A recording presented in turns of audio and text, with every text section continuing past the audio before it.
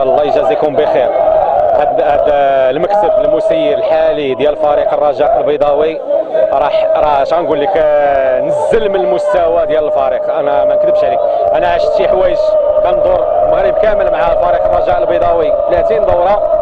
انت مسؤول، ما كيحضر التيران، انت مسؤول. راه نقول لك اللعابه راه حشموا على عرضهم وحشموا، يعني داروا واحد القيمه للفرقه. كون كانوا شي لعابه اخرين ولا شي فرقه اخرى والله لا صبر. المكسب المسير ما كاينش، كاين غير الطاقم التقني ومعاهم واحد اللي كيجري هو طنطاوي رضوان.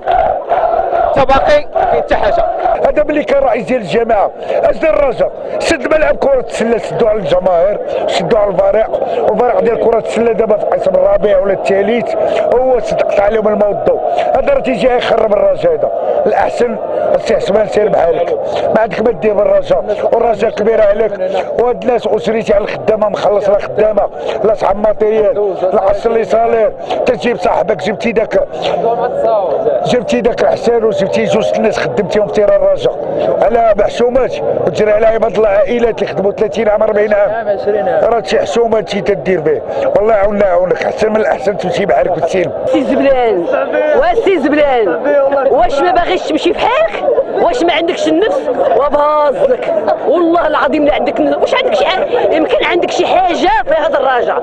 واش واحد ما بغاك، لا صغير لا كبير، لا مرة شارفه لا مرة صغيره لا والو، راه ما بغيناكش. بعد منا، سير بحالنا. راه الاعاقه هي اللي غتكون لك في الاخر. الا ما بغيتيش تمشي راه غتكون عندك اعاقه. كما كنشوف هذيك التصويره ديال وصيف بطل العالم راه حمي كيبورش، فاش كنشوف الشفاره يعني كيتعاقبوا على الدراجه هذه. وكنوجه النداء للوبي الحسبان اللي كاينين هنا، كاينين اللوبي ديال الحسبان معانا هنايا كيتصنتوا القطره.